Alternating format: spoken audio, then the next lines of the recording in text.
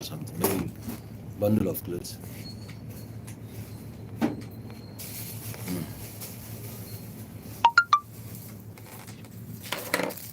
Yeah. Okay, thank you. All right. So you were called for everybody to join hands together. Let us build a factory. You see, ndị obodo atụcha ego alụọ factory. Ikpo oku ego fa ga-abịa. Obi Jackson by were ego ọkpọrọ afa. I was not happy. I don't know if you're getting me. I wasn't happy at all. And any day off with this video, how I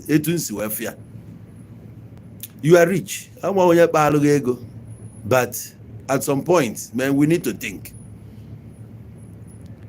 Age 5 million. Where support one age in million menka. Egoni na e man can demand okay, from that time I watchala fega till today. Jeno no ka kamalu mo difference every guy with. The one is just for the church, not for the people. It's not making sense. Now look at factory on his own. On a company all on a buy is a different thing. But actually that most times I the money is useless because it can never work for the community. It's a wasted money. Every another diocese I took the money. Yet I put a quiet Benny Nyawa Boshara Fegoni, EJ na Bany, Muniabu village. EJ there were so many people. No one all. You were born a Madgajana village, Jarobana company. It's not a must. Am I Minagata? Obri were to according to different communities. I don't know Kapa Fego, Bocha Fega Jaba. Guinea Messian. Togali after 1 year or 2 years, came malo, a guy here for laugh. A good in on to Kota, go no fear. I was out to see a gap this year. Why need an August meeting? Mother to Quanoto. Obulebe is here by Bute uniform, Hana Jaw, extra money. You wanted the uniform because this year, on the Agechi Guild, on the Gechi mother. So didn't I get you mother, go kwa uniform, didn't I get you guild, go here. Many people not there with sorrows, with pains in their heart. Interview them, you see that they are not happy over a 2 treaty. What is actually happening here? If that even to come and serve, you need money. God has not all merciful. God will come as you are. Come as you are. You must come in his presence with money. Don't come into his presence with empty hands. Such doctrine, the mark has scrap oil out. They may exist. Which God and I say, do not come in my presence with empty hand. God order for him agabiga. Oforia, he haga gwa obu nwanyi Zarafet.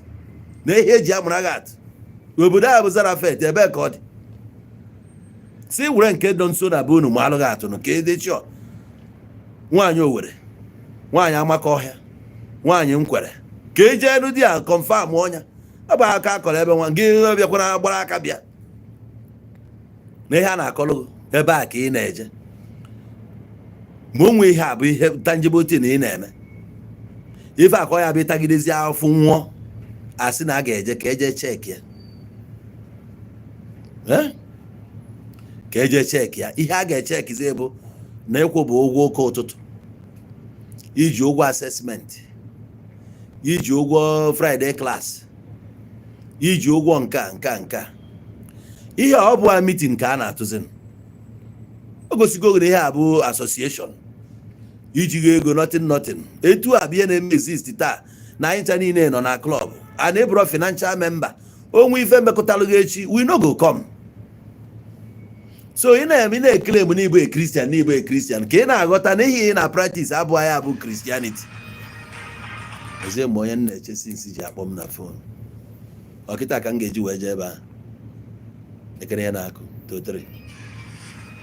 Ngwakwa na nna biko ka mkpọchi ga aza anọ m live program akpọgidego ngị since anọ m Ka mkpọchiga gị, anọ m live program.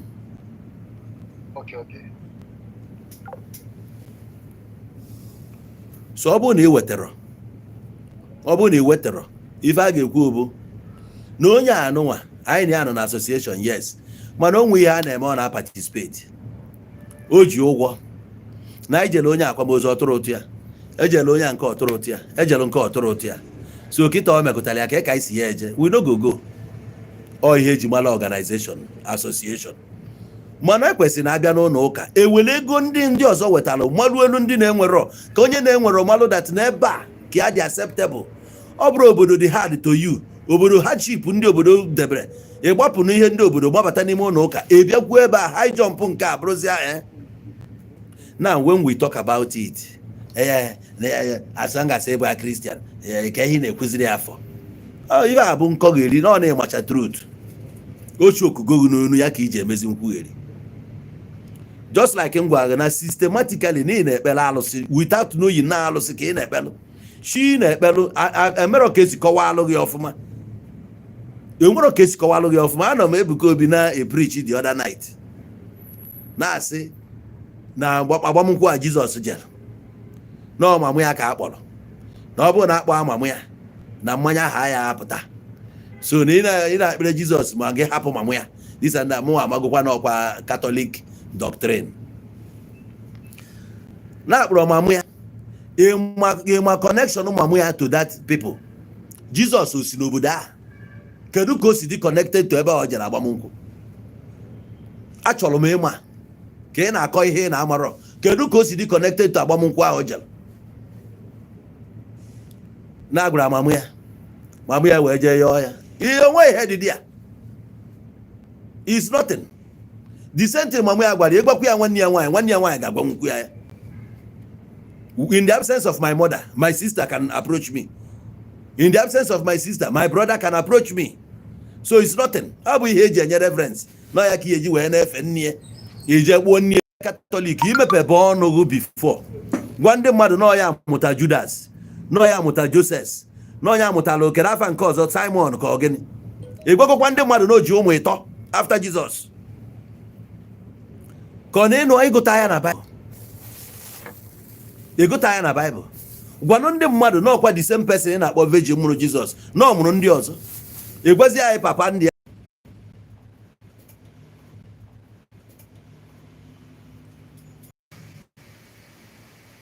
Yeah, we're back again.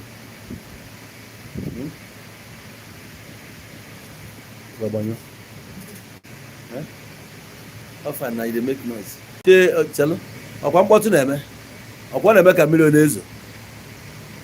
Ọkwa na-eme ka mmiri na-ezo. So akọwara ọlụgụ onye na-efe. Ọsọ gị bịa ịnụ ọgụ na-ebe Catholic na-ebe eme nkọgheri. Ihe na-efe bụ alụsị. You are an idol worshiper. You know ihe na-agwa, as long as ị kpụrụ ihe debe di ya, if ị bụ an idol worshiper, enwere ike onwe ya chọọ ịgwa gị ya, but the fact is there. Ifuche eziokwu ị na-agbagharị n'ihe chọọchị gị, you are an idol worshiper. You are not worshiping God. Go to the book of John chapter 4 verse 24. If ọ gwara obodo that God is a spirit, God abụrụ mmadụ, so onwe ya netịrị na-akpụ, ọ sị they that worship him must worship him in spirit and in truth. Ndị niile na-akpọ isi ala nyere aghaghị ịkpọ isi ala n'ime mmụọ na eziokwu. Nke ọbụla dị ụka ọba asị, I can bring you here ka ị bịa debate here. It's making noise, right?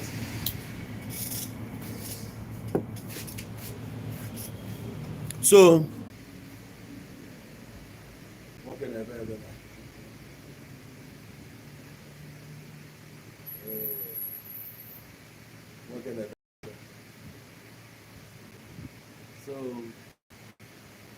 ihe niile a na-akụziri ndị mmadụ bụ isi ama na-enye ha life.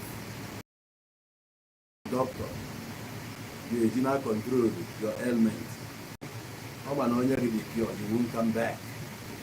Ọ na-control ihe mere HIV na South Africa. A na-control ya instead of cure. Ewere ya na-agbala ego gbagide ego gbugide ndị mmadụ gbaa ego for many years before kịta were egbusi mmadụ ihe anụzi HIV enwezighị ọgwụ ike agwụna ewepụtazi ọgwụ etu a ka ọ dị etu onye nọ kịta erigidego rigo ogu to the point kịta na-ekwesịghị ịma ihe yet ka bụrụ idiot na-akwụ ya na-anụ ọgụ na-ebu kristian ihe na-anọchitere ebe ihe ebutere ga-ebute kọmpanị niile ha bubi ebe a ha ebucha anya awa burukwuo chọọchị ha nabụrụ onwe ha ijidezie ya ebe a na-ekwugheri ha nwere onwe ha bịa wee na-adị ekwuzi okwu iburu ya n'isi na-ata gị na-ekpere arụsị si n'ọrụ Mọda Mary ka ị na-ekpe onye bụ Mọda Mary onye bụ nne gị Mary nwe mama gị nwụrụ anwụ gịnị ka ị na-eme n'ebe mmadụ Mary nwụrụ na-ama adị ma ọ bụ eziokwu ka ibu n'isi ije kpọọ ihe kpụrụ akpụ buru n'aka na-akwụgharị ihe onye ọzọ kpụrụ kpọbịa n'ahịa ije egoro si na nne gị Mary isi n'ịma ihe anụmanụ ekwute okwu bịa bụ imepe ọnụ echere m ya kọm ọnụ na mmanwa agha eze na ị na-ere m anya ịda afụ glory of God etu a ka esi ama onye Chineke nọ ya. When God is with you, it grows, it shows around you, it revolves around you, you see it. Abụrụ nkwugheri nọrọ ebe a na-akọ shit ibu Baịbụl n'isi Baịbụl ọ bụ uru onye ọcha hapụrụ gị ihe ewepụta ego jere ego Baịbụl ka ị wee gụọ gịnị ka ị na-agụ jee gụrụ n'akwụkwọ ya bụ gụọ onye gụ motivation ka ị wee tụchuo ego you no go buy ya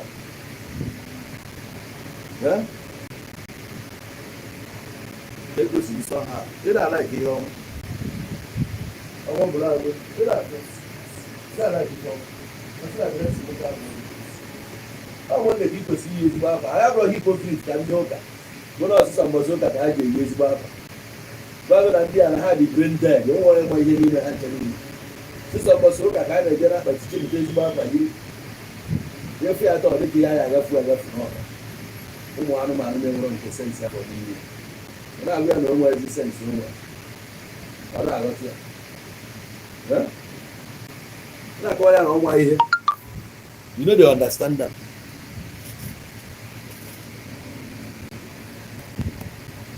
Ije je kpụọ ihe onye ọzọ kpụrụ ihe kpụcha debere gị je igro si na nne gị n'ọya ka ya na-efe na Baịbụl sịrị ị na-eme Baịbụl sịrị ị na-eme ihe Baịbụl kwuru ọ bụrụ na-eme ihe Baịbụl kwuru jee na Deuteronomy jee na Exodus jee gụọ ọnya ebe o nyere gị iwu that 10 commandments are you keeping it?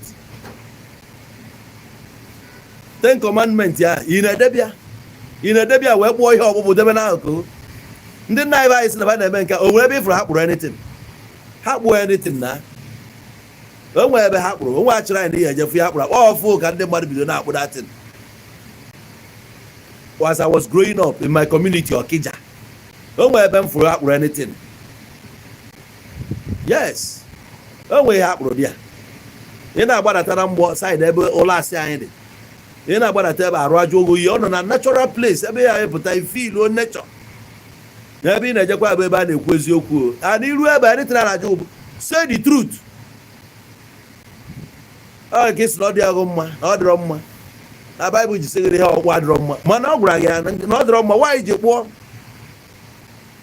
as long as e kpụrụ ya debe ya na-eje di ya na-esekpu ya na n'ihu ya you are an idol worshiper. You are not a Christian. If you can keep all these laws yet fail one, you are guilty of all. Obenuria, you are guilty of all. All liars will have their place in the lake of fire. So you lying to the people, even you now, you are now lying to the people. So your place is in the lake of fire. Be you a reverend, be you a bishop, be you a deacon, whatever you call yourself, so long as you keep lying to the people, your place is in the lake of fire. That is where you end up. Mark my word. I am putting it to you, all you liars who have portrayed yourself as men of God, saying things that God has not said, you all end up in that lake of fire in a preach in the mud. Fire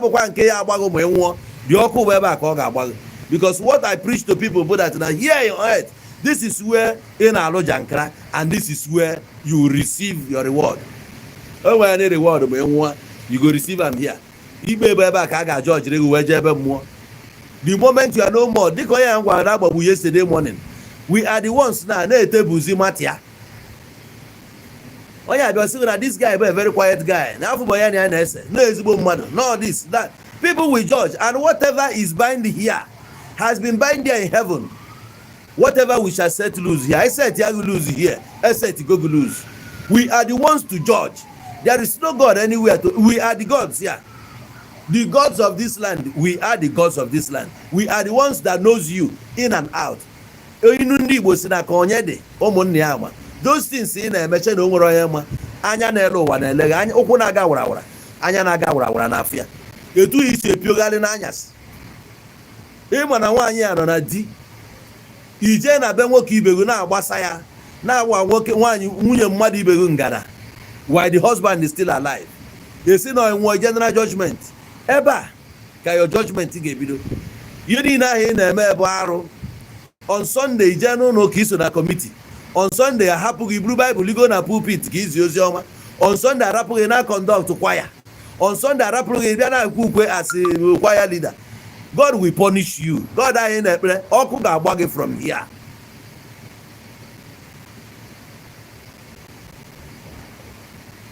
There is no other name given unto man whereby we can be saved. Only any name that will save you. There is no name that will save you outside your father's name. We will judge you according to your father. That is why it's good to live a legacy, live a good life, so that no more they won't find things difficult.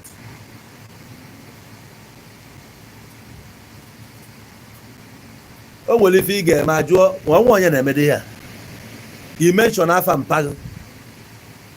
Asibia. Oh one asina onyan ewu one. Ai.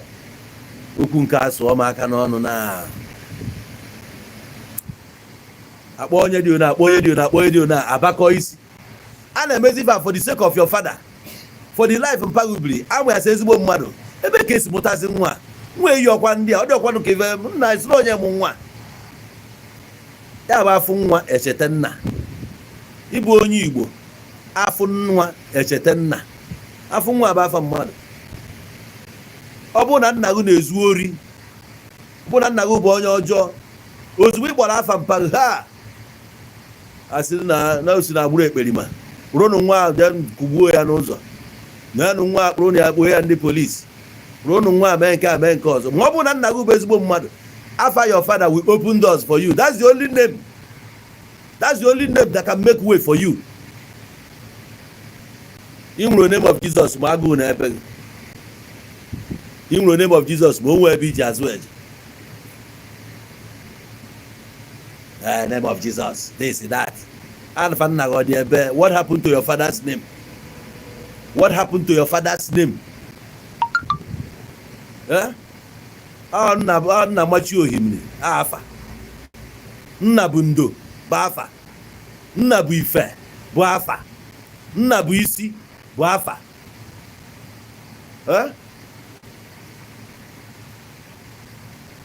ịhapịa na ijire je gụọ Bible ọ ya mere gị dị lazy at the mention of the name every knee shall bow.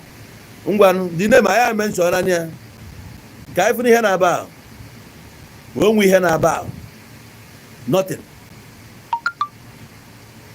Get the other phone.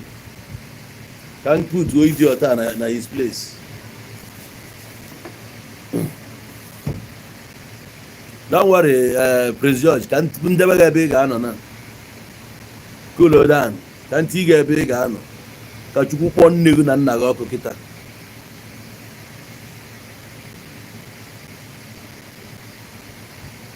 Nna bụ ike so otu ihe na ọkịta mbọ onye na-agba abụfụ ụmụ ya ka iji ebi ezigbo ndụ ka ụmụ gị pụta echi ka ha hapụ ifesi difficulties. ịghọtago ọyị ha na-agbara mbọ ka anyị gbanalụ ka ụmụ anyị hapụ ịta afụfụ anyị tara. ọyị ha anyị na-agbara mbọ anyị na-agba na Afia bụ Prince gịnị Afia Prince George ka ndị bịa n'ọnọdụ ya ndị bịa n'ọnọdụ ifele And the beg no different, the beg in your place. I be question.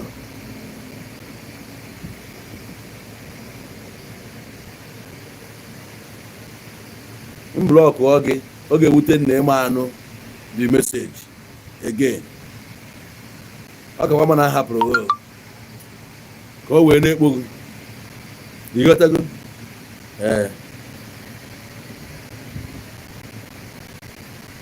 Onye ga-amụ ihe ga-amụ ihe. Efulefu ga-abụ efulefu. All the kind of ụmụ idiot afụgo nga ebe a. Ka anyị debe gị n'ọnọdụ ihere.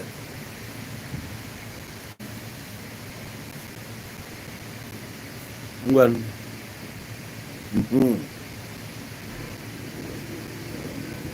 Yes.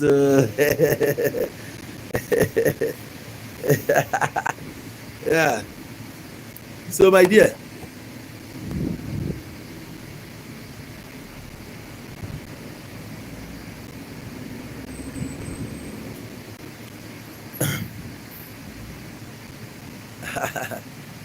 no, I blocked Gomia.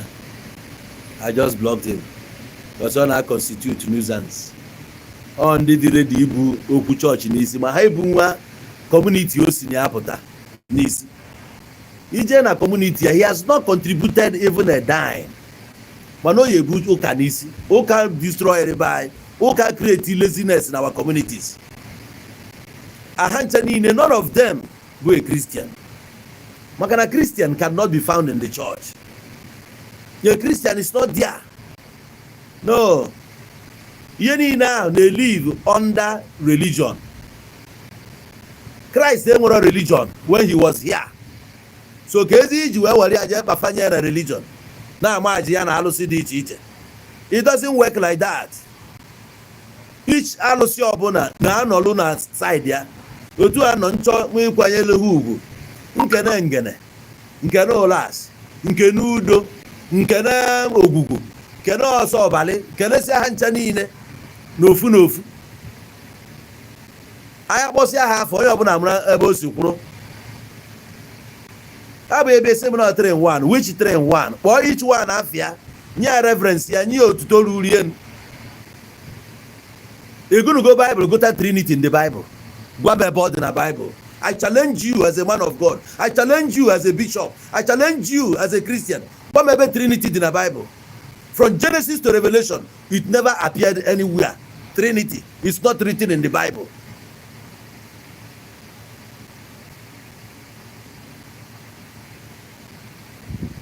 Even man on a rejuvenation process. Yes, I'm on a rejuvenation process all the time. So I might look old today, look go younger. All life, yet again. Oh, yeah, can you oh no, $1 yet again. So the reality is this. Now, chuku, yeni not around us, no there to serve us. Ya but I know mkunye kita abuli fambu na aka je kwuru na ebe ni na. Ife need be make sure na ọ na-ajụ oyi. Ọ nakwara ajụ oyi aya na agba break na ewere ya. Otu anji mmiri a n'aka. Nje kwuru ebe nkịta sita na eri 200 kwuru ebe ni ndị mmadụ amalụ na mmiri this guy na-ajụ oyi. Onye ọbụla na-agbafe ebe a egolu. N'ime moto anyị nwere ike dị mmadụ ịnọ achịrị 800. Ndị nke agbafe value 5 achịrị 5 wọmpa. Onye agbafe before chi ga-eji ele na mefa 20 cartons 20 packets. If na make more profit. Oh, ihe mkpọbara ka nle. Services mu bụ ihe nyere m ego. Ọ bụrụ na ebe anya metịasịa is not good, you know there is no light. Ọ gbafelu. Ebutesila onwe ihe a na-eme. Mana ịma ebe egote ice block.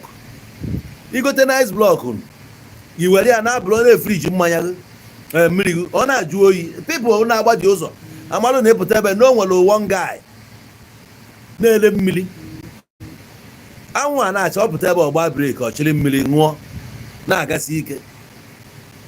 Ilebịa amalụ niile ele mmiri people amalo onwe ga na ebe ono na agba ka eje go mmiri ya na mmiri na aju oyi at least agba na mmiri go na aju oyi abata agba break onye nke anọrọ kwa na eje no ka na believe God egbere je no ka na believe God onwe ebere nye testimony ị ga-emegidekwa ya mụnwa na-ele mmiri mbịakwa nye testimony na business bido with 20,000 today I can boast of 500,000 ị gbapụ ọsọ bịa tapụ ebe tapụ blessing na blessing anyị na-abịa tapụ cost ru ego ahụ cost bụ pastor ga-eri ya pastor ga-eri ebe tapụ 1,000 onye nke agbapụ bịa tapụ 1,000 etu a almost 50 people tapụ sa 1,000 ọgba 50,000 ego pastor ọ chịrị dị 50,000 buba onye ọzọ bịakwa nye testimony 50 people abịa tapụ obubakwa another 50 ọgba 100 na testimony onye ọzọ ị na-agbukwe na-ebelieve God ịpụta echi o jee goro ofu kamịrị na-agba ya na-ekwu bụ n'ọkwa na agaghị na-ele mmiri ebe ni isi eziokwu ịgbakọ onwe as a graduate ka ihe esi wee je na-ele mmiri na-ebu graduate mba you are believing God ị nọrọ na-ebelieve God ọ gbara n'aka mmiri na-agụ ya na-elekwa mmiri a ị ga-anọkwa one day ogorokwa ihe ọzọ ị nọrọ na-ebelieve God pastor anyị were ego na-ebuba ọ pụta echi ọ sịgo na Jehova dịrị ya mma na onye ọbụla na-efe Jehova na ifele nwere ike ime ya kedu ka ifele si ya eme ya ebe ọ na-anara ndị mmadụ is robbing you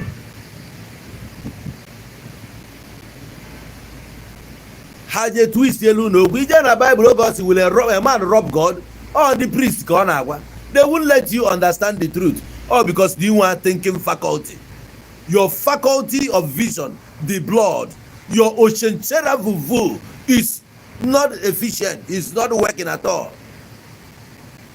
Gabanambu professor ta Professor Emeritus ONOWU IGBO you are believing God as long as enwe population onye nwelu wisdom amalugo you cannot compare ebe enwe population na ebe na-enwere population you can make more money ebe enwe population than ebe emero then money you make ibu services in a render go inside your house think what can I give to these people something that is not common here you check here ibido dike egwuregwu before you know it you dominate. Or if I can be some people are may attach. Then this girl AI. That girl never AI. Or one day I'm about to say AI.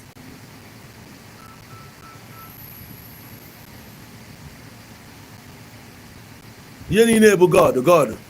You be a man like about in the band. Everything here about God. And I'll keep telling them there is nothing like God.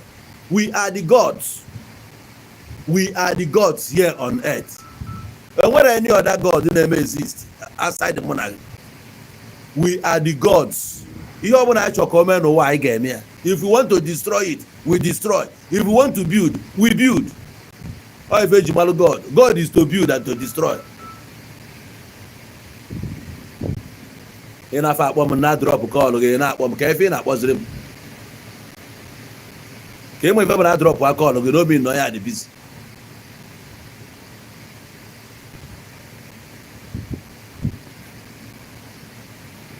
Yes, now. If we actually balong you can do anything. When I went to Lagos, I wanted to survive at all costs because I have nobody to give me. Even though Nanketor Mujiego. Nasi, I can't be here waiting for him. Now acclimatize. Come on, even Sisi Ampo. I don't want to do now. One day, God, I do. Can you reach amen? Say, I just want to be in amen. We have an phone. I'm baby. No, I can't. I still can't be Monsieur Oga. I just am the open phone. I got me as long as in the media. Between and myself, Nanga money conductor. Between and my Nanga money Okada. Or Chiboji, boy, and cousin. That most of them are when you're Monsieur Oga, Manamaka. Yeah, I'm going to accord. Nanga one more Okada. Onye nwe ja go to Okada ka ofu kan si anya Okada mburu Okada na agba Okada even na ya ba aka na agba usuru lere niile Bogide no accident. Kama mmanwụ na accident. Mburu ọkada m na Ọjọta. Kochofe niile aka m ujie. Nna akụ hustle. At the end of the day, niriju afọ eju ndị niile mụ na ha bi na Maryland then. They will tell you, I'm a hustler. I can't just go. I can't just find one eye. You are who's okay. You know the mmadụ na-ekwu na-eke ewetu obi jụọ ọnụ ya disa from Nanjos bịa buru kamera gbanye anyị ekwube ego before loto camera with attitude and everything. If you want to be lazy, you be lazy. Mana enwe ya n'etiti anyị ndị a na-agụrụ Bible na-akpọdo isi n'ala na ejeje say that there should be no barren among my people. Ejezi translate ya n'Igbo, translate a rubbish. That's why Jagwa say most of these things go to there abroad the original meaning. So don't hold this one. When he's talking about barrenness, he's not talking about a woman, he's talking about production. Ekwesị inwe ndị na-adọrọ productive among us. Ife a bụ okwu ndị Igbo. Onye ọbụla je chọọ ife ọ ga-alụ. Go and look for something to do. You can't just be wasting away. You can't just be unproductive. Agaghị enwe onye na-enwere ihe ọ na-eme among my people. Aka aja na-ebute ọnụ mmanụ. If you want to eat, jee rụọ ọrụ. Onye abụ datin egoro na Bible. Agaghị enwe nwaanyị aga. Onwe oge ọ ji sịgo na nwaanyị aga. Ihe niile unu na-akpọdosi isi na Bible. Ọ bụrụ etu ọ dị ikekwe study the Bible. O nwere oge o kwuru okwu, I think na Leviticus or something like that. Ka ọ na-ekwu okwu, hacha no clothes. Us that what pertain to a man shouldn't be pertain to a woman. Ha wee sị na nwaanyị ekwesịghị na-eyi trouser. Etu a ka esi akụzi ya n'ala Igbo mgbe a. Ya bụ nwaanyị yiri trouser mgbe a. For ndị born again, ndị kwupụsịrị yere ntị. What is pertaining to a man is not pertaining to a woman. Nsị abechie gị ọnụ. Onye na-akụziri gị ya. Mgbe ahụ edere nya bụ Baịbụl ị na-ekwu enwere trouser. Jizọs ga emelụgụ fim ya o na-eyi trouser. Ndị niile si na Middle East ị na-afụ na long gown ka a na-eyi. So a na-ekwu okwu akwa a na-eyi eyi. Each person nwere role to play. O nwere role dịrị nwoke, nwaanyị ekwesịghị ije na-eplay ya. That's why na-ebịa n'ala Igbo o nwere ka esi structure. O nwere ife nwaanyị ama na-eme. Nwaanyị enwe ike iliga enu akwụ side be anyị jee igbu akwụ. Ọ dịrị ọlụ nwaanyị. The higher you climb, the easier it is for men to see up your skirts if apparable. You can't. Ọ dịrị ọlụ bụ nwaanyị a ga na-enyo gị anya ya fụ ebe anyị si bi ụwa ime ya. Ọjị ya na-eche eche nwaanyị adịghị enu ọjị ma ọ bụrụgodị na ọka iwere osisi kụọ ọnya ị ga-achọta nwoke ọ wepụta ya akụọ kpamkpamkpam n'ụlọ. As long as nwata nwoke nọ n'ụlọ a nke bụ nwaanyị you are not coming out. Ọ nke nwoke ya eje ama na-ezute nwoke na the house. O nwere ife dịrị nwaanyị nwee nke dịrị nwoke. Ọ bụrụ a duty of a man ije na-agbagharị na kitchen. No. Mana a duty of a man ije weta ihe agha esi make ya sure na ọ dị n'ụlọ. Your duty as a man is to make sure you provide the food in the house. And not a duty of a woman to prepare that thing and turn it to become a meal. It's your duty to build a house. And it's a duty of a woman to build a home. Mana elu akpodo Bible isi na na-akọrọ ọgụ jabrata. A na-akọrọ ọgụ jabrata. A na-eme ya ka o sutuo ha. Onye yiri suit ọ na-akọghị ericha na onye yi ha na suit ọ mara ihe. Ihe nyi ihe suit a ka ibe atọki suit ọ gara ala ọnụ. Ichi igi ya kịta idebe 200 and something thousand. O ife m buru arụ a. Ọ bụrụ suit ụmụazị. Ka m na-agwa gị na ọ bụ suit ụmụazị ka m 3 piece. So ha nwa na-amacha ọ bụ ọsọ ha ma eyi suit. N'ihi suit doesn't mean na ịma ihe.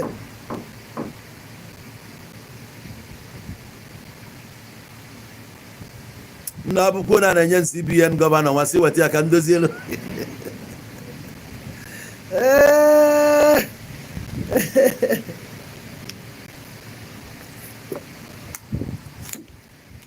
Ife onye tinye ka ọ ga-ewe.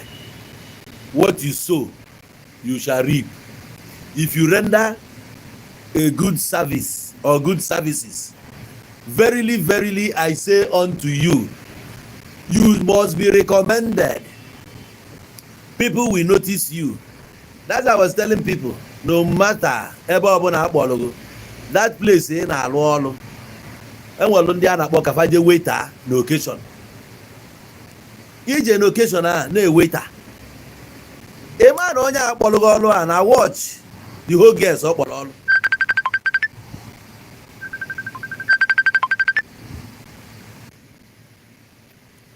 Ọ na watch unu ncha niile full performance unu malụ ndị anya fadị na nwoke ndị bịara ịnalụ nọmba malụ ndị chọrọ idelive ọlụ a next job kịta opikiri ndị ọzọ rapụ na-akwụna ka ebe ịgba instead of ebe ịrụ ọrụ anya ga-adị na akwụna ahapụkwa ohu iyipụ pantị ma ọ bụrụ na iyi pantị bịa hukọpịa mana nke anụnwa ejekwa ọrụ ọzọ akpọkwa ya o nwere ofu ọya nwa ya akpọ ya na ya dị short of staff na ya nweta ọrụ emergency onwe nwe ya akpọ ya ọkpọta ọ na-eme ka ego through waitressing. Otu ahụ isi aga ya ị na-eme people are observing, they are watching you. That's why your reward bụ ebe a ka ọ dị. Ọ bụrụ mgbe ị nwụrụ, your reward is here. Keep working, continue. Enenanya validation, continue doing it, and when you do it with passion. Don't do it to receive praise. Forget that praise can come and just go. Man, no nwere the main thing they need. Ihe ga sustain you tomorrow. Continue enjoying your work. It might not pay off now, but eventually at the end, if all my ga-apụta n'ime, as long as ị na-eme ya were obi ọcha gị na-eme ya.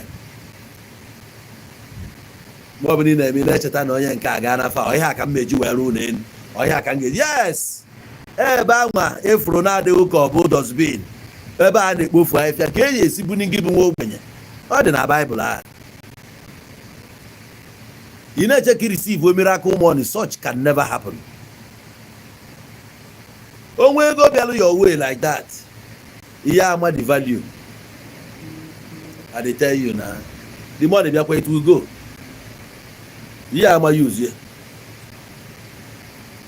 na rapụrụ na oge esi ya rapụrụ ya rapịa ọlụ onye ọbụla analụ ụgwọ ọlụ ya hịa ihe onye na-alụ ka ọ ga-analụ ịghọtago rapịa. So it's better na ị presentịla onwe gị etu ede onwe ife ị ga-cut off chef onye ife ọbụla ọ sị kwa Baịbụl asị gị na ọ bụrụ na ife a ga-eme ka ị maa n'ọnya gị gbuchapụ ya. Ọ bụrụ na friend ga-eme gị ka ị maa n'ọnya ọnya a na-ekwu onwe esetịlụ trap no trap life na-eset. Yes na enwe hurdles ogwu uke ọnya ife a niile dị n'ime ọfịa. Ime ọfịa ma ala ụkwụ na-abata ya ịbata ọfịa na-aga idọnkịa ogwu ga-ama gị iwu ị na-aga idọnkịa oisi ga-adụ gị n'anya mana ịbata ijọs gaa ka nwa mmadụ ihe na-abụ life hurdles etu a ka o si agbanye fim n'ụwa. So mee nke ị ga-eme dị very careful etu i si deal with people, how you service people ndị na-abịa your way. Iwere honesty wee bido side people will still see that honesty in you. I'm telling you.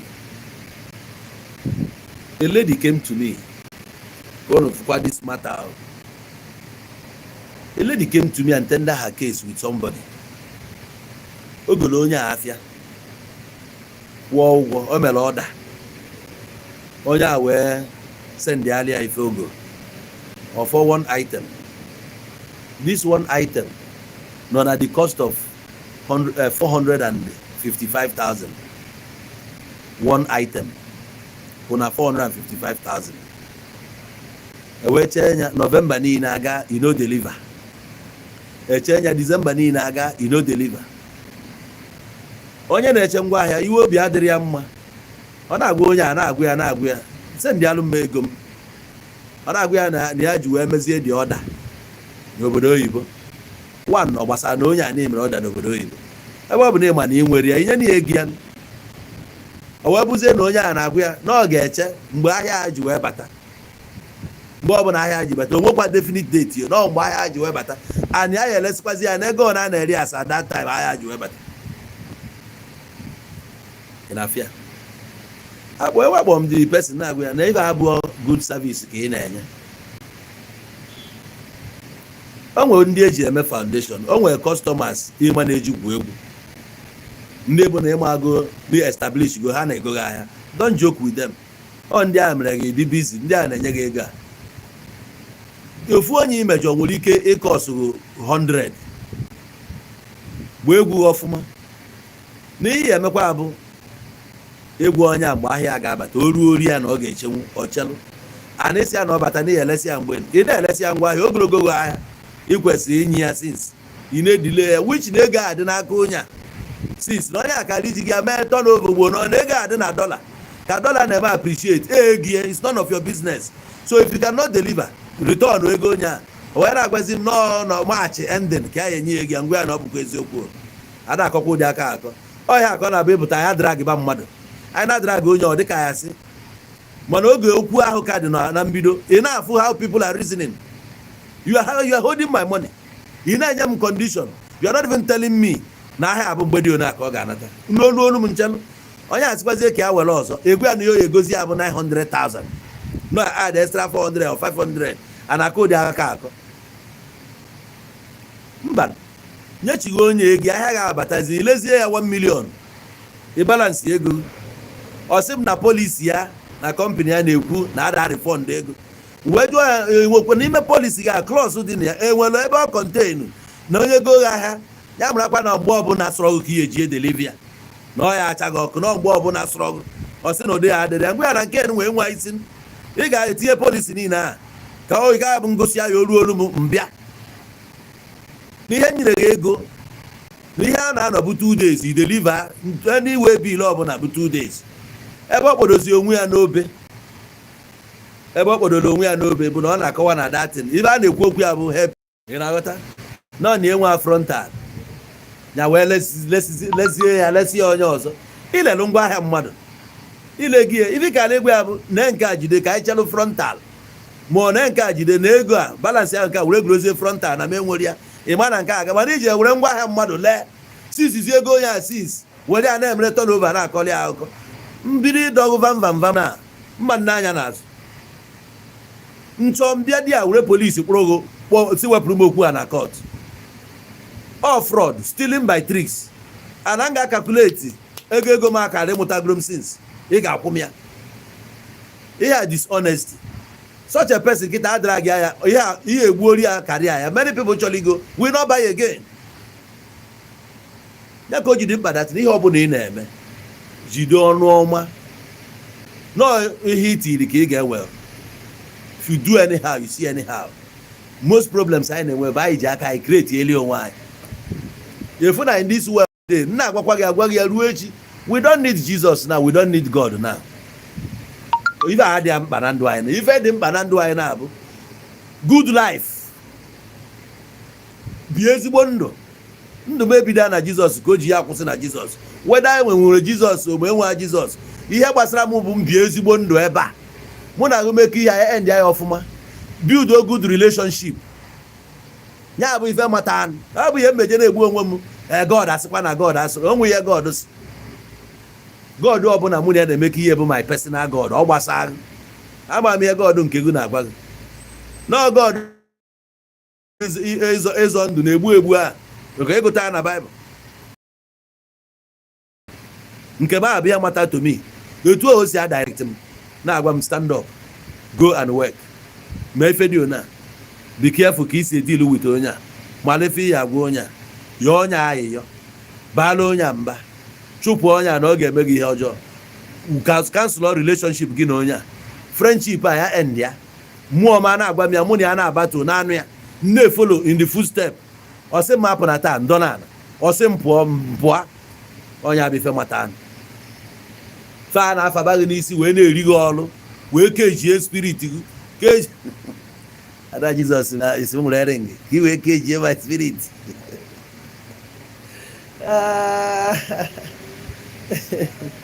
so na Lagos Island ka m goli ya mgbe yes o nwere one guy na-ego suit na Lagos ọ na-aka ya ka m goli ya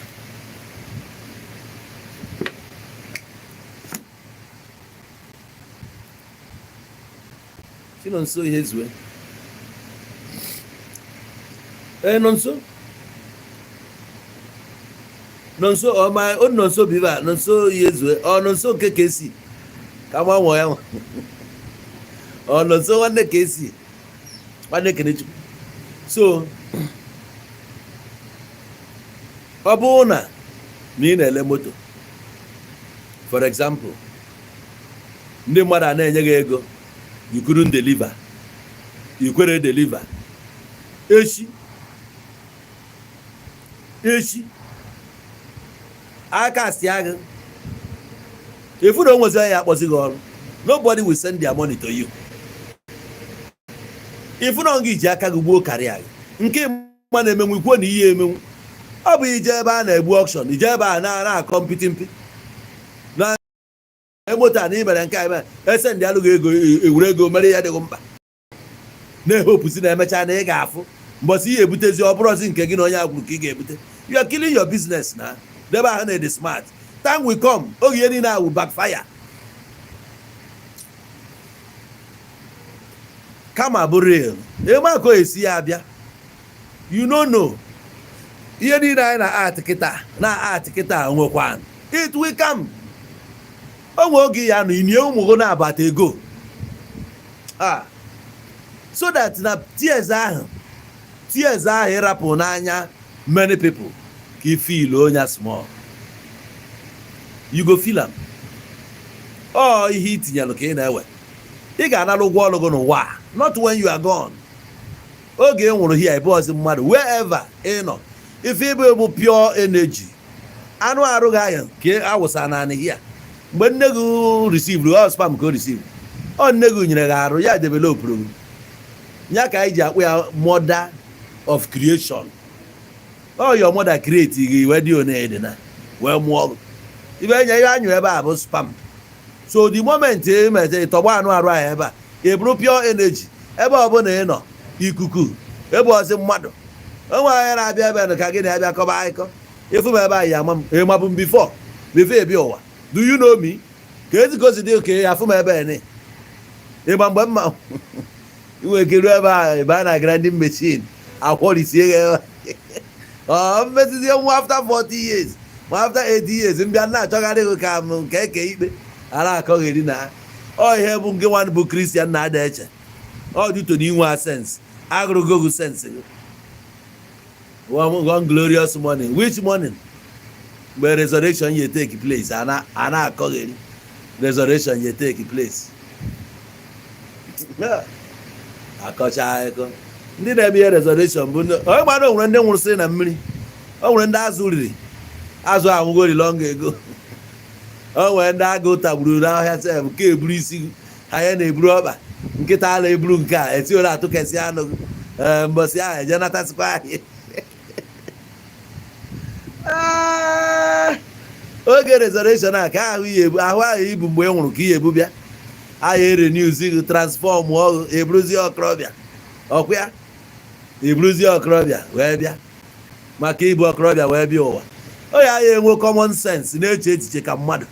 Resurrection morning ibilite ihe echekwa chọọ mgbọ gị ebe ọ nọ, arthritis niile atajiri gị ukwu, gonorrhea atagidere gị tagbuo gị ndị nwụrụ na HIV ị ga-echigata azụ ala ata ncha na-ekwugheri ya na-ekwugheri. Onwe onye na-eje ụka nwụrụ sens, ihe niile na-eje ụka sensị adịghị ha n'ime. Onwe nke nwere sensị ebe adọna ya ekwugheri onye bịa sịba asịsị na ya na obere nwa tabịara nye testimony jee na nke ọna kadenza je taịpụ ọna kadenza ka efu onye opostu nwa nga ebe inye testimony ya tetụrụra na ya na-afụzi ụzọ na ya bịaziri ka ya kene Chukwu na ya na-afụzi ụzọ na-ebekwa akwa togod onwe onye na-eje ụka nwere sensị. Bọsị ọ bụla ị kwadoro ije ụka anaghị sensị gị ti ya tichu. Anyway, ọ bụ onye atọ sito vampires ha ncha na-aṅụ ọbara Jizọs rie anụ ahụ ya. Onye ṅụrụ ọbara rie na anụ ahụ ọ bụ vampire ka mụ na ya na-ekwu okwu. Onye kpatara na ibute ha n'okwu ha ebido baba mba. Ọ bụrụ na osi believe the gospel, you must do it. jee kutusie ihe niile akpụrụ akpụ edebere n'ụlọ ụka gị. Ihe abụọ ebe ị na-ekpere arụsị ndị Rom ka ị na-ekpere. Ị bụ onye Rom? Are you from Rome? Alụsị anyị na-ekpe ebe alụsị ndị Rom. Alụsị dịbe nna gị ọ dị ebe? Chi na-efe bụ chi ndị Rom. Ka esi jezie n'England enwe nke ha iche. Ndị ahụ budu isi ya nwaanyị na England ada efe ya. Each people nwe nke ha. Nke gị ọ dị ebe? India nwere nke ha. They are better than you. You depend on them today for medication. India, Hare Krishna, ebe ka nke gị nọ. China is better than you today. Buddha, Hindu, where is your own? Onye ojii, ị na-amagharị. Jee n'Israel, ha mụ ihe ị na-ekwu. Jewish, Judaism, ha mụ ihe bụ Christianity. Mana ị na-eklem na ọbịa ha ka Jizọs si pụta. Isi na nwere sense. Isi ebe ịgba plen ị na-eje ana nsọ. Na ihe na-ezuzugharị ị na-eje ana nsọ. Ana dịbe nna gị ụba na-arụrụ arụ. Nkwu egwa m na-egburu ejima atụbakwa gị ime amụghị amụ. Egburu ejima. Ọ bụrụ na mgbe ahụ dị mmụọ ogbugbu ejide ga-egbu oge were anụghị tụtagharịa m ụmụ ude na eriju afọ anụmanụ. Nke ndị ọcha gburu ifu anya na-egburu taa. Atomic bomb a na-arụ nne gị rụrụ ya ka nna gị na-arụ ya. Atomic bomb a bọmbụ a jiri bọmbụ Hiroshima Nagasaki nne gị rụrụ ya ka nna gị rụrụ ya. Ịma how many million people egburu? Ịfụ nke ahụ egburu ejima. Nne gị ọ gburu ejima? Ejima ọdịnala lineage gị egburu ejima. Ndị ahụ jiri etụ bọmbụ na Japan kọsụọ earthquake na-edistọbụ ha ruo taa. Ịfụ nke ahụ mmadụ one ka Amerika gbugoro? Ikwuru gịnị? Ka ọ bụ n'anya gị ka ị na-afụ ihe a na-egbu. Gaddafi nne gị ugburu ya. Abacha onye egburu ya. Thomas Sankara na ndị otu ya ka ndị debere Afrịka ebe edebere ya na ị na-ekwu okwu ejima. Chukwu kpọkwa agha ọkụ dị ya egburu ejima. Maka egburu ejima ya ka Jizọs ji wee bụrụ nke a bụrụ nke ọzọ. Ndị nna ndị Israel anyị na-ekwu onye ndị egburu ndị Kenan? Onye egburu ndị Kenan? Onye egburu ndị Jeriko? Onye gburu ha. Igbu mmadụ dị iche iche egburu ejima ebe a. Ndị gbakwuru ndị nọrọ onwe ha na be ha na Kenan gbuo ha. Onye ndị egburu? Chukwu na-achọ ịbọ ịga aja n'anya. Ị na-awe ara egburu ejima. Ọ bụrụ na ọ ka taa gị nwa ka ya egbu bee gị kịrịkịrị anụmanụ idiot egburu ejima. Nne gị hapụrụ ịmụ ofu ikpu agbawa ya ọha na-amụchike agbakere ya na-akpọ m ya na onye na m nsogbu ime. Hello. So I was dropping your call. You couldn't wait for me to finish. Don't call me. I will call you back. I'm busy.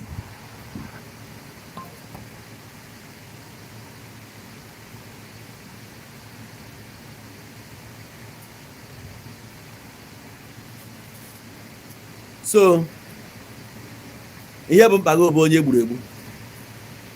Ndị gburu ejima. Sịsọ nke ahụ ka ịfụrụ. Ndị niile a na-egbu God nna lekwanụ m anya. Hello. Good afternoon.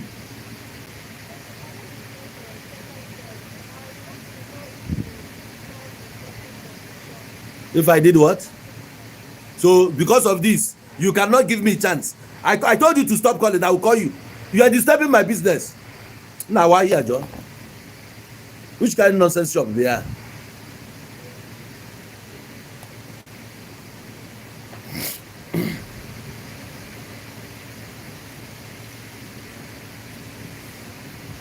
Can all this stupid question, baby? Okay, na Joe de na so you dey do your live video. Owara na agbam. As ogbogo ka as gini ka na Joe de aja. You may make sure never. Okay, can negotiate my live video. Don't come here and ask me nonsense. Rubbish. I can swear that.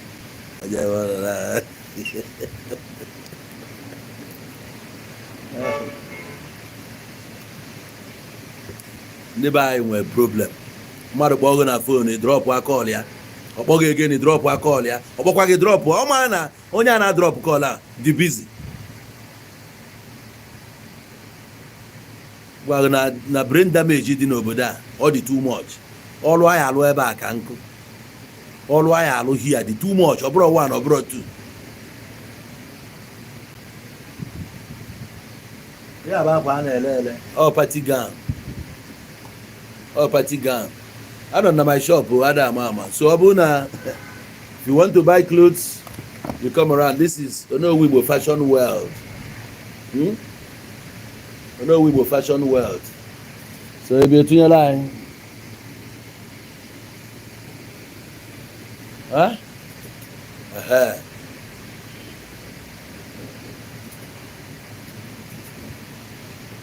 Now, ONOWU IGBO fashion world.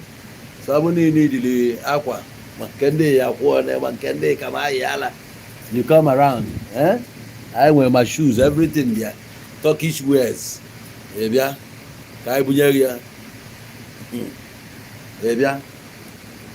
So come on now, Malone, I will high name. I say I just try high game. No, if it is well, to Amposala, Bezro, not the mba.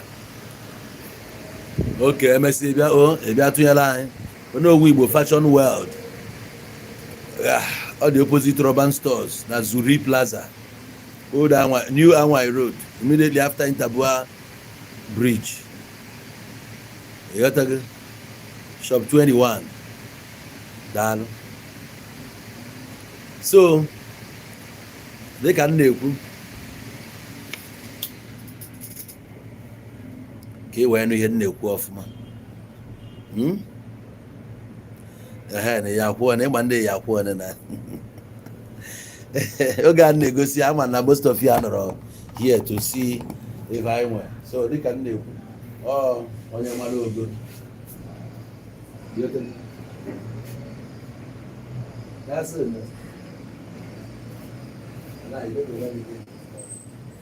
That's it. That's everything.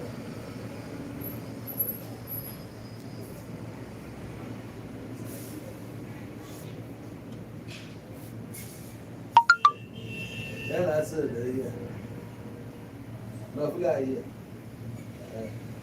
That's what we have to buy.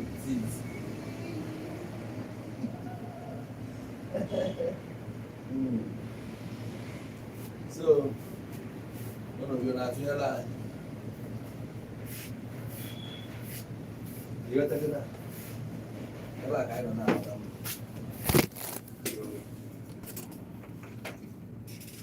Was it a I buy it?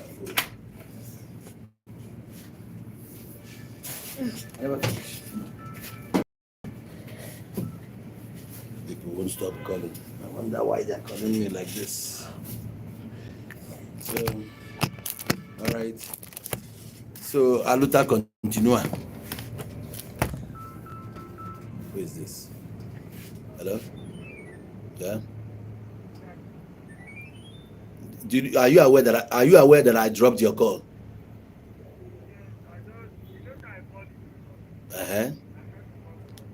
Okay.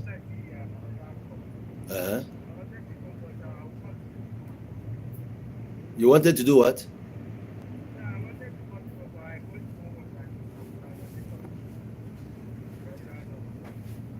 So you are calling to inform me that you are coming?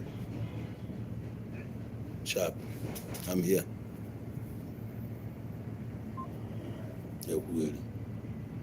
So Ndiban Dalun I back and not choke and what you need, right?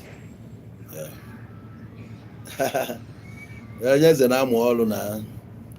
I don't know, I'm calling opinion, where I'm up on the arm with opinion. Yes, now. Are there any competition? I tell you now. Can't born no one. Can't born no one. I figure I'm now.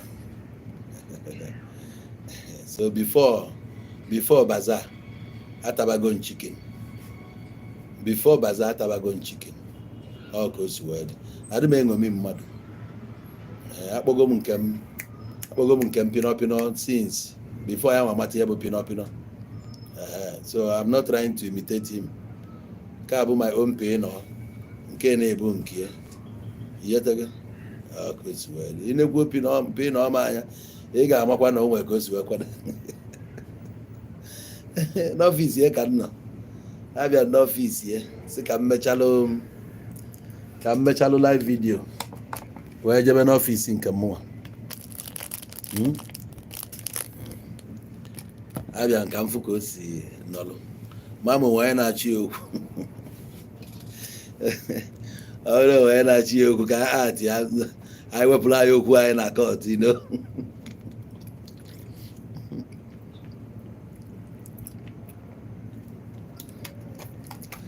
Amo abo fu chalofancha. Ola chalofancha. I want the boo, baba.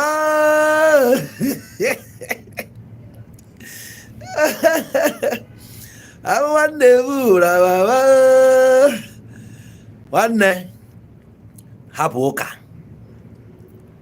I want Rapoka. I am Rapoachuku. Oka book Confucian.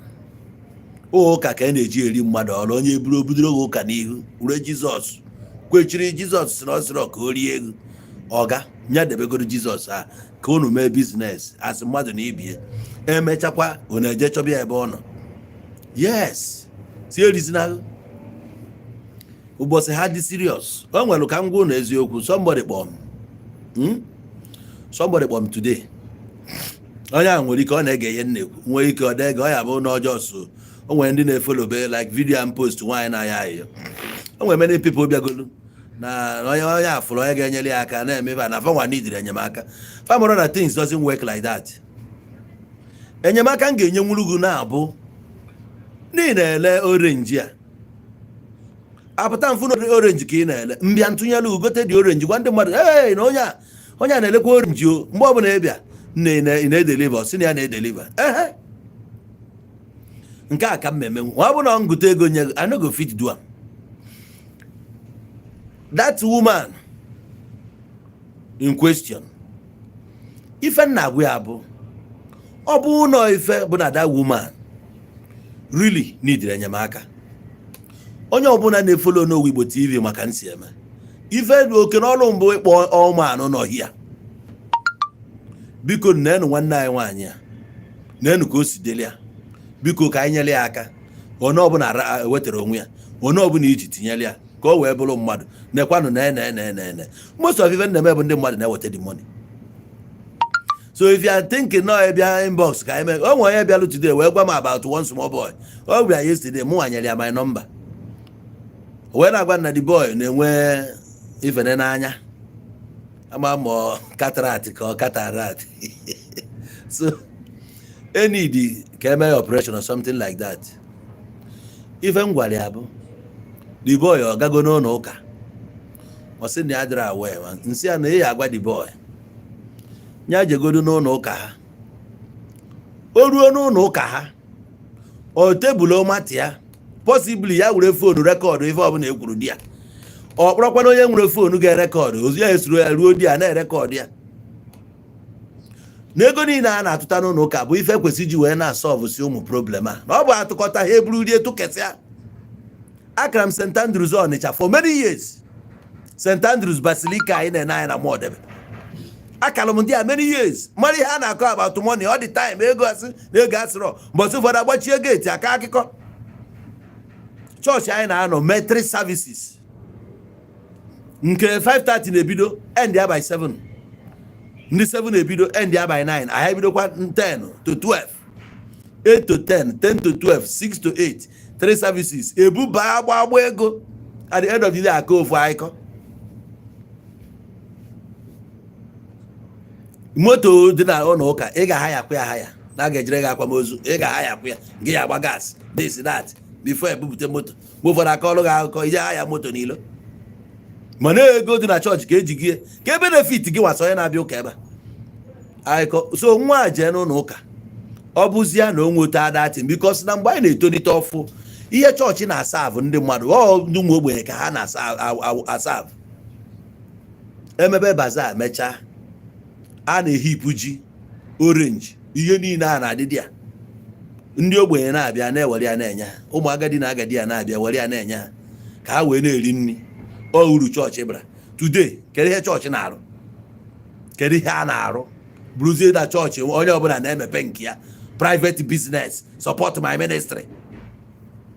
Misi na ndị eji afa Jizọs akpa ego, they are all criminals, they are all liars, and their place bụ na lake of fire. Ọ na ọdọ ọkụ ka fire enwe their place. Ọkụ a bụ ebe a, mana ọkụ a ka nnacha ihe a na. So wherever you are, na anu onum na, this fire ga na burn because not the truth, undiluted one. If you think I will come here to romance your ears with lies, aye, akwa ki were follow oga foot sec with your followership. Mma na agwa gị ya, ọkụ ya na agba gị. Tell the people the truth. Stop worshiping idol. Apart from nke akpụrụ akpụ, some of you buy idolaters, you don't know. You na worship your man of God. Nyap ka foti ya disi na ihe na manne ya no na your DP. Nna ga adro dia. Onwe ihe connect go no dia. Oh, man of God go no dia. You say na boy idolater. You are an idolater. So you must say na God who be a jealous God. Emaro. Ike were river, sea, tinye idea. No ya flow ya fugo nature. Nature is God. Obru mountain iti. Na God transform onwe in a mountain. So we head ya iti idea. Ka your man of God ka idebere dia. Onye nwa anwa kwute maka ya emi egbe mi mma. Onwe dị iche na na guru ndị otu guru maraji mgba. Onwe dị iche na na ndị otu Reverend King. King na-eje tari piawapụ azụ. Megide esuo mmadụ ọkụ na ihe unu na-agbagharị Christians, shameless people. Iche na esi na ibu a Christian. Ibu a Christian melogo na ịdị shameless. Otu a nọ nwe chọpụta na ibu a Christian na asọgo oyi. Na na afụ as somebody na-enwero sense. Some bụkwa Christians so mana ha eburu ya n'isi. Ha na-eme ihe ajeje, gịnị emeka ihe ome ya ọfụma, mana ndị nke ha ka njọ bụ ndị abu ya n'isi na-agba wọ. Na-eje agbachitere nwoke ibe wọ. Ana m oge niile king of the game nọ na-ekwu maka Daddy Ezekaya. Ọ bụ ịnụsị ihe niile o kwuru about it. Ọ na-ebe asị n'ime ya. Etu a ka ọ ya bụ wepụta time investigate ndị a niile ma nke kpọrọ Daddy GO na ifela ahụ emewe nke bụ nwoke na-akpọkwu onye tratọ Daddy. Shameless people. Gịnị mere ya Daddy in the Lord? Gịnị ka ọma? What does he know? Ị na-amarọ. Bible ahụ o ji ya erighị ọrụ, ọ bụ ịfụ ya n'ahịa gụrụ. Ọ bụrụ ihe gote ya n'ahịa, download ya na phone gị. Ị na-aga na phone gị. Phone gị nyere gị opportunity inwe more than 20 different versions. Amara na ihe ọbụla nwere versions abụzi original. Nke a dị ọkọ version nke a bụ version nke a. Ya ka njikwa pụnata na ya na ọ bụ na ebunye n'isi. Ebunye n'isi. Download rugodo ofu. Egu ọnya. O nwere ihe mmụọ gị agwa gị. Na onye nke na mmụọ na-agwa ịma influence ọ nọ n'ime ya wee na-akọ ihe ọ na-akọ. Bible nwụrụ nya nwe ka ọ na-ejezi na-akọrọ gị sị gị na God gwara ya. Egwekwa ya nke God gwara gị. Ya ka eji wee cause division everywhere. Esemokwu here and there. Nya na-esere mụ na gị taa na m gwara gị common truth. Ya baba mba ka iwe defend ya chọọchị gị. Ka i defend sịra gị na-eme. Ịpụtazie echi ịkpọ my man tụbakwa gị ime dia. My man, Anuman. You know, I'm believing God. Oh, where he they believe, Anuman they believe. The age I know, knowing it. Oga, knows reason. Go on kedisho. You know, believe whatever. Mara de menye gegi go on. Or de menye gegi shre wena Anuman. You can believe yan. You for believe. Believe what I am, we believe anything. I need my hair. We go know. Like I just believe na wepi kukuna my descendo. Okay, I know it. I can't believe no my father mum. I know no I am. I know no my mother mum. I don't need to believe. Believe be na adro sure. And in the bindu nehe na adro sure. In the juo mo gaju or the best. In no kwa nenu ihe na adro sure na anu ogu. Onye ocha kuziri. Nyanya no go visa ka ebia be han. Kedu ihe o je deny go visa? O ma na ibu anụmanụ. Na abu ni nwere ike believe akụkọ ha kọrọ mgbe nwa. buru ya n'isi ọ ma na-ebu anụmanụ na gị nwe ibi obodo ya na-ebu nonsense human being nya ka mmadụ ji si ebe a jee obodo oyibo ndị mmadụ nọ n'ọrụ oburu megafon ya na-ezi ozi ọma gịnị endri up akpọrọ ya ti ya n'ime oje nga ịghọtago ozugbo nu nga akpụrụ ya na-apụ apụ ozugbo ịbịa ebe a kwuo rọbish na ịma ihe ya eme ka ndebekwa gị n'ọnọdụ ndebere ndị ọzọ ọnọdụ ifele dịka ị jụrụ ịma Chineke mma ewuregwu nye n'aka uche ajụrụ ajụ kịta ọ dị na Baịbụl ma dịka ha jụrụ ịmara Chineke e were ha wee nyefee n'aka uche ajụrụ ajụ nke si ya bụ Michael chee ka ndebe gị n'ọnọdụ ifele kịta ibu Ebuka Obi wee hiri isi Chukwu kpọkwa agha ọkụ dị ya anụmanụ ngwa ekwe kwuo rọbish ọzọ edebego gị n'ọnọdụ ifele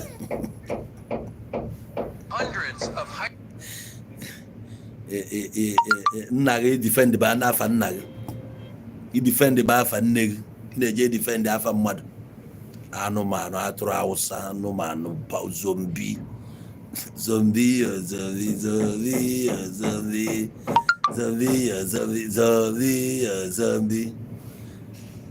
onye bịa ha na-akụ ofu rọbish onye bụ na-akụba aka gịnị ka ị na-akụ ihe onye a kwuru kịta ka ekosi dị ka eziokwu ihe rọbish onye abịa ka ọ na kedu ihe dị ụkọbe ka ị na-akụrụ aka na onye ọbụla blọkụ edebeghị ya n'ọnọdụ ifele ọ dawo Amos chapter 5 ọ sị gị nwa agbọghọ Israel na-agbaghị nwoke atụsagwogo n'ala nke aka gị ịdawo ọ dịghịkwa onye na-eme ka ibini so nwa atụrụ anụ nwa bịara ebe a kịta ọ dawo edebego nya n'ọnọdụ ifele o nweghịkwa onye ga-eme ya ka ọ pụta ebe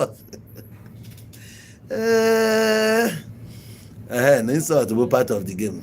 Onye bịara ebe na-ezi ozi ọma na-achọ ịkwanyere onwe ya ugwu ịchọ ka mkpọrọ ya mebie ọnụ abụ nge